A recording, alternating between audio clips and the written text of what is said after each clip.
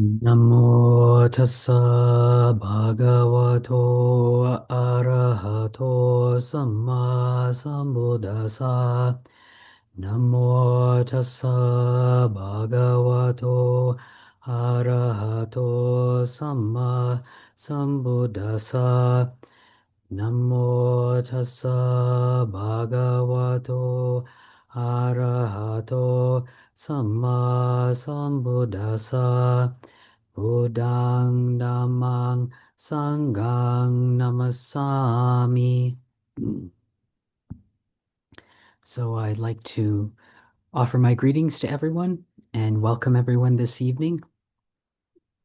So a lot of times when people think about Buddhism and people think about Buddhist monks, a lot of the imagery which comes to mind, especially from people who, maybe aren't Buddhist or new to Buddhist, um, uh, is that the imagery, would be of monks sitting and meditating, maybe off in the mountains or, in the forest in Thailand or, some kind of imagery like that.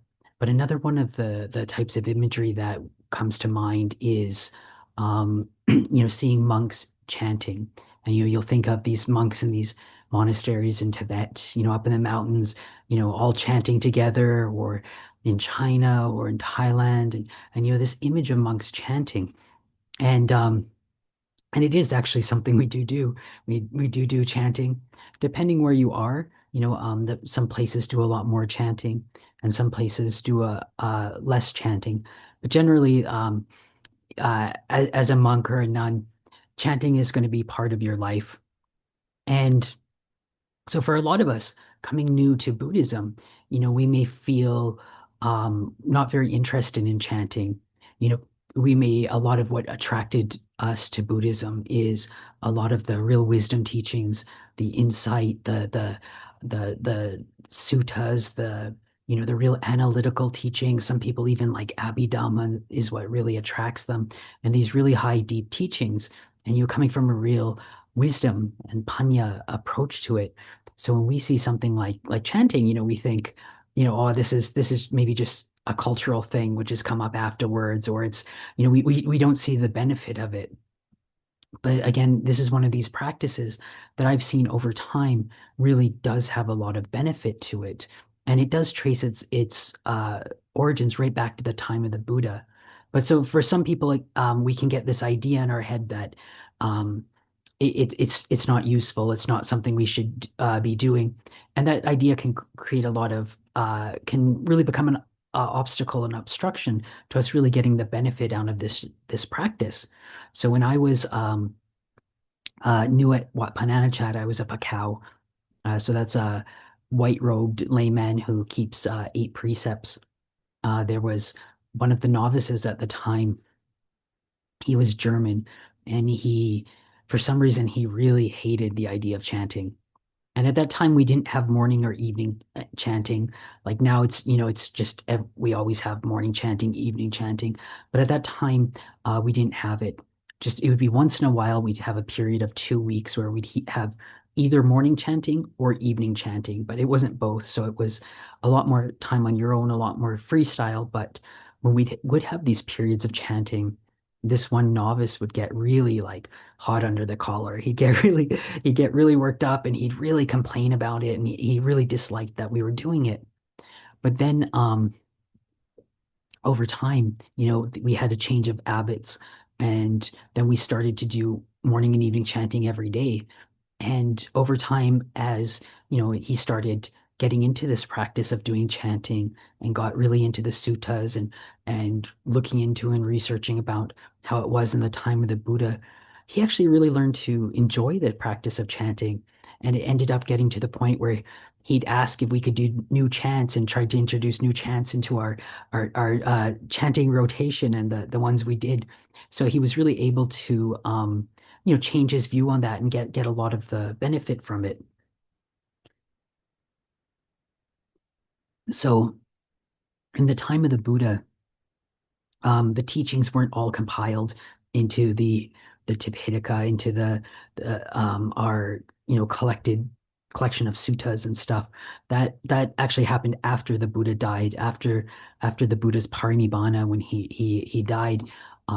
He They had a great council. They convened all the monks together, and they put together the all the teachings, and they brought them all together. And Venerable Ananda recited the Sutta Pitaka, the discourses, and Venerable Upali, he recited the Vinaya, so all the rules for the monks. And so it was all put together then. But before that, and then for a long time afterwards, the teachings were all through memory. So monks would memorize these and chant them and use chanting as a way to memorize them. So it was used as a way to pass down the teachings. Because again, at that time, 2,600 years ago in India, not everyone was literate. And also, if you're a monk, and at that time, even if you were literate, books could be quite expensive. And then if you were a monk, uh, going off to live in the forest or travel around, you can't carry like heaps of books with you. So you would memorize these teachings, and you would memorize certain suttas and certain sections of the suttas. So the tradition started like that, but it really has a lot of benefit to us now. And even today, when we do have the books, and we they are very easy to access. So one of the real benefits of doing this chanting and is that these chants, because a lot of the chants we do are really like important and like foundational teachings of the Buddha, and these really useful and beneficial ones. So what it does is it keeps them fresh in our mind. So we chant them, once a day, or twice a day, or however often you chant them. It keeps them in the mind. It keeps them fresh in the mind. You've memorized it. It keeps in the mind, and it can just come up in a situation. Like I remember the first time this happened for me, I was up a cow, and I was just learning the chanting, and I just memorized the metta chanting. So, the may I abide in well-being and freedom from, and this chant. And I had this interaction with one of the monks or one of the novices. I can't remember who it was, but they had done something, and it kind of ticked me off. I was kind of irritated at it. And then this chant just came to my head, like may they abide in well-being, and just the metta chanting and the loving kindness chanting just came to my head. And it was like, okay, yeah, okay, I can start to see the benefit of this. And so it is a great way to keep these different teachings and these different Dhamma lists really fresh in the mind. And of course, it's easier to memorize it that way too, when it has a chant and there's that kind of slight bit of a rhythm to it. It's the same way as like, it's much easier to like memorize the words to like the national anthem, because it has a bit of a tune to it than if you just tried to sit down and memorize the verses themselves. So it does assist in that. But it also can be really helpful and beneficial to our meditation. So when I lived with Lumpur Biek, um, uh, when I first went there, we weren't doing any chant. There was just the normal evening chanting, nothing special. And I was really excited going there. I'm going to go stay with this really great Kruba Ajahn, this great enlightened teacher. And and his style was very macho, like really like go for enlightenment. And I was really excited to just, really quiet. I'm going to do lots of sitting meditation and walking meditation. And very shortly after I arrived there, Lumpur Biek had us start doing these really long chanting sessions, like these like 2, 3 hour long chanting sessions, many nights of the week. And at first I didn't want to do this. I was just like, oh no, like I've just come to stay with the crew badge, and I don't want to be doing all this chanting and stuff. But I had so much faith in Lumpur Biek that I trusted him. I trusted that he knows what he's doing, and that what he's doing is for our benefit, and it's going to help us. So I did it, and I really put like my whole heart into it, and really went into it, and it really, really benefited my practice, and it really started to benefit my meditation. There was even one time when I was chatting with Lumpur Biek, and he asked me, he's like, "Yeah, do you want to have like the really deep absorptions, the really deep meditation?" And I was like, "Oh yeah, of course, Lumpur. Yeah, I want to have that." And he's like, well, do a lot of this chanting, do a lot of the chanting we're doing. And so I did. I went with it. And Lumpur Biek would also say, because a lot of people would ask, like, oh, why so much chanting? And Lumpur Biek would say, Lumpur Mun, who was the founder of the Thai forest tradition, and who was just a real, like, really hardcore practice monk, right up to even after he became enlightened, right up to the end of his life, he really um, kept his practice going, really kept his austerities going. But Lumpur Mun, he would do these every evening. He would chant for a couple hours alone at his hut, at his kuti, and do this as a practice. So Lumpur Biek would be like, "Well, this is just my version of that," and so but but I did find it's really great for helping with meditation. So it can help in several different ways. One, it can help us in um, getting our mind to that state for meditation. So a lot of times, some of the difficulties we have when we go to meditate is either, our mind can be too active, it's too overstimulated, we're thinking too much, we're too worked up. Or we can have the opposite, sometimes we're tired, the mind's kind of sluggish, and it's hard to rouse that energy, raise up that energy. And chanting can really help with both of these. So even though they're opposites, doing this chanting can really help with that. So when you're doing chanting, it's a great way to calm the mind down. You're focusing on the chanting, on the words, on doing this, and so the mind's not thinking, it's not going off to other things. It's coming in and it's staying with the chant, and this can really help bring the mind down.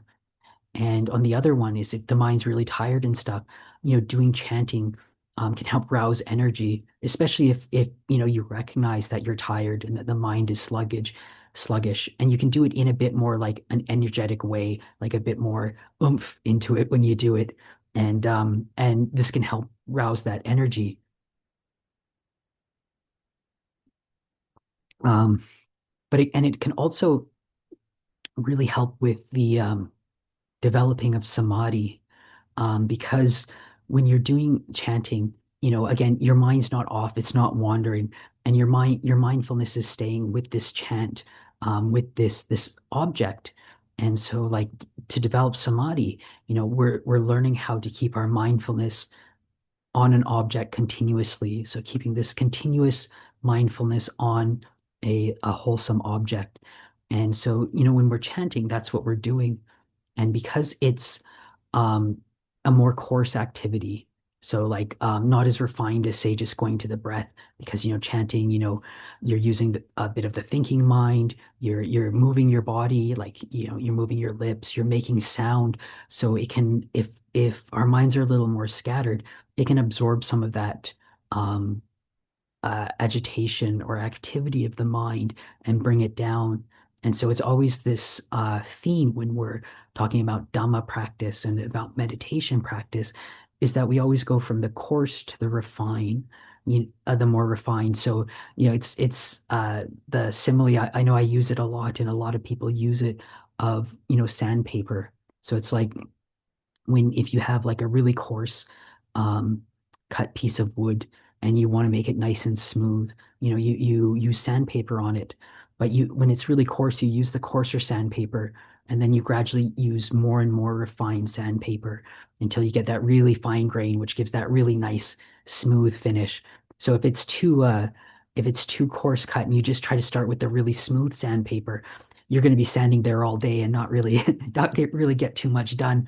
So it's the same with the meditation. So, we can find that if our mind is at this a bit more coarser area, it's more active and stuff, and we're finding it harder to bring the mind down, that doing some chanting beforehand can really help with this. And you see that in some of the schools of Mahayana Buddhism, some of them have really, and Tibetan Buddhism, they've really embraced this as part of their practice. So you'll see in some of them, like the practice of chanting mantras. So you'll see they'll have a mantra like Om Mani Padme Hung, or or um, or Nam Myoho Renge Kyo, or whatever it is, and you'll see they chant it just again and again and again. and they'll have their beads to keep count. And some of the Tibetan ones you have to chant it 100,000 times. And but doing that repetitive thing, keeping your mind constantly on that object, the as far as I understand, the point of doing that practice is to help develop that concentration, help develop our samadhi, help being able to bring our mind down and concentrate our mind.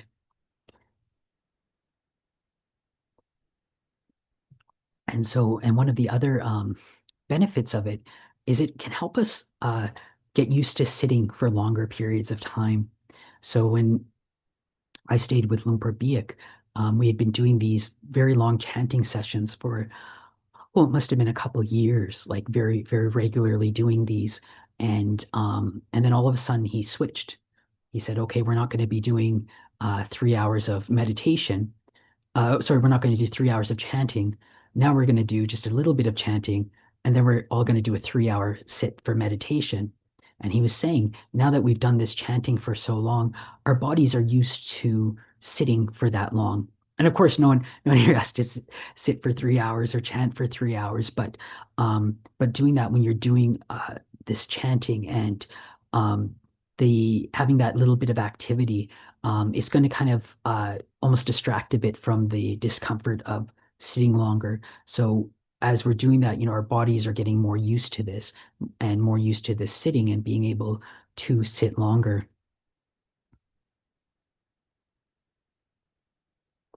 So these are, from what I've seen in my experience, these are, some of the benefits that we get from bringing chanting into our practice and um, into our meditation and our Dhamma practice.